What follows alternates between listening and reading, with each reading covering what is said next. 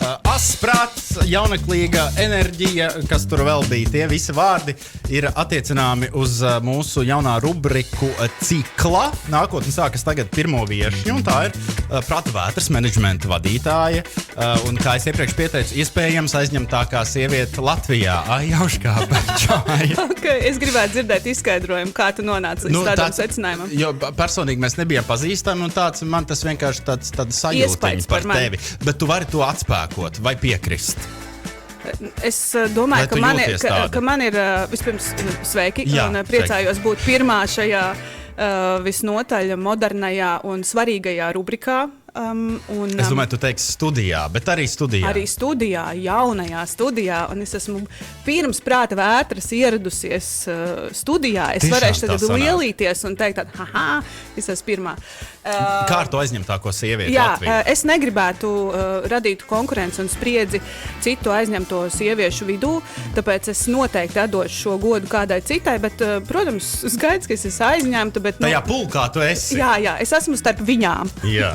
Un šeit trešdienās un piekdienās turpmāk mēs tiksimies ar cilvēkiem un dažādas labbūtības un veselības tēmas tādos konkrētos virzienos jau mēs šķetināsim, bet mēs ļoti gribējām ar tevi aprunāties, atklājot šo rubriku un tādu pārskatu kopējo.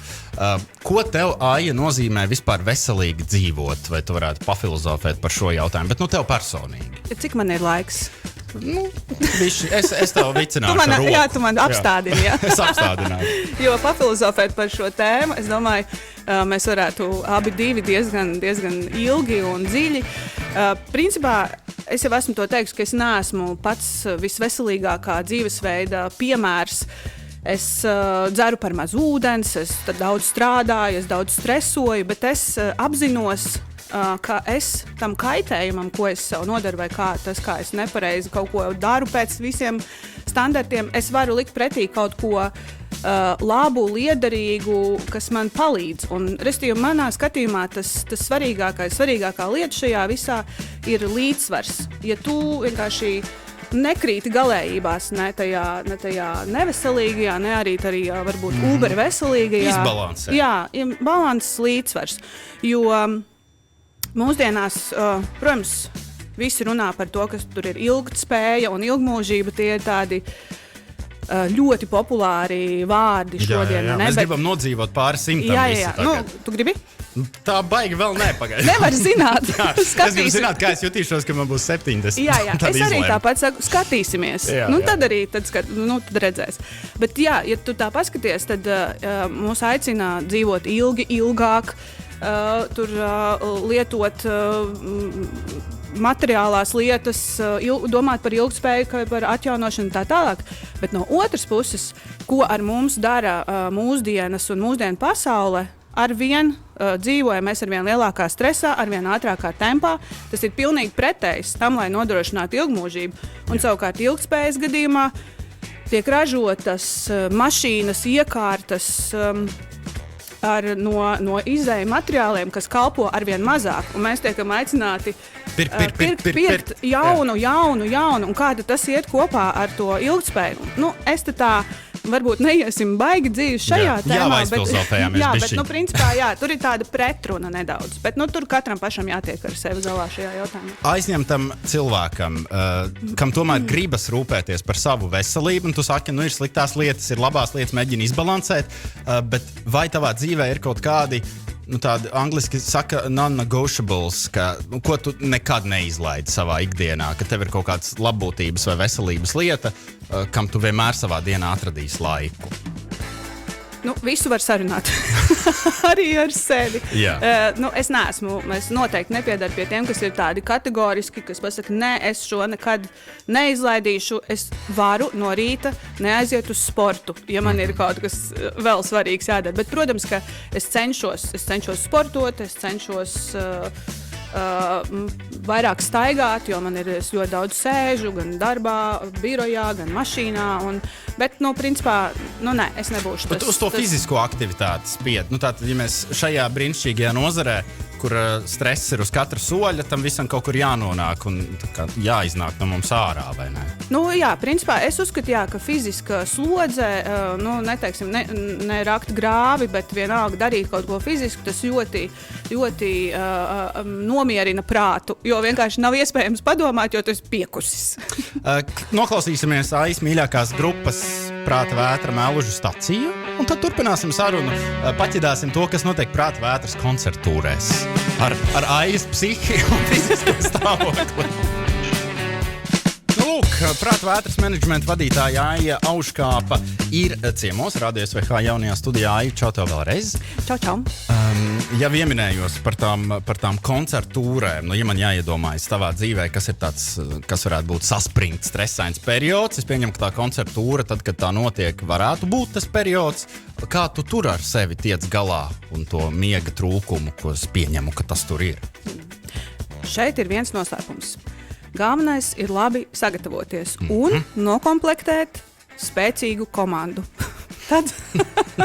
Tad izdodas gan izgulēties, gan ar visiem darbiem tik galā. Patiešām, man ir mana komanda, tā, kas strādā, visi tie cilvēki, kas strādā pie tūras organizēšanas. Ar katru reizi es varu ar vien mierīgāk justies, un tās gatavošanās process norit ar vien gludāk. Bet, protams, tur ir visdažādākās situācijas, ar kuras nevarēju paredzēt. Tad protams, tad tiek iesaistīts manas nervu šūnas, un tās tiek deldētas. Bet, principā, es domāju, arī tā Prāta vētras tūre, tas ir tāds notikums vienreiz 3 gados, un tad tu arī mēģini gribās izbaudīt, ne tikai stresot tur pusgadu, bet arī izbaudīt to, ka ir iespēja kaut ko tādu organizēt. Par tādu mentālo noslodzi vēl turpinot, mums katru dienu ir iedot kaut kāda tāda enerģijas čupiņa, un tad kā mēs viņu sadalīsim pa to dienu.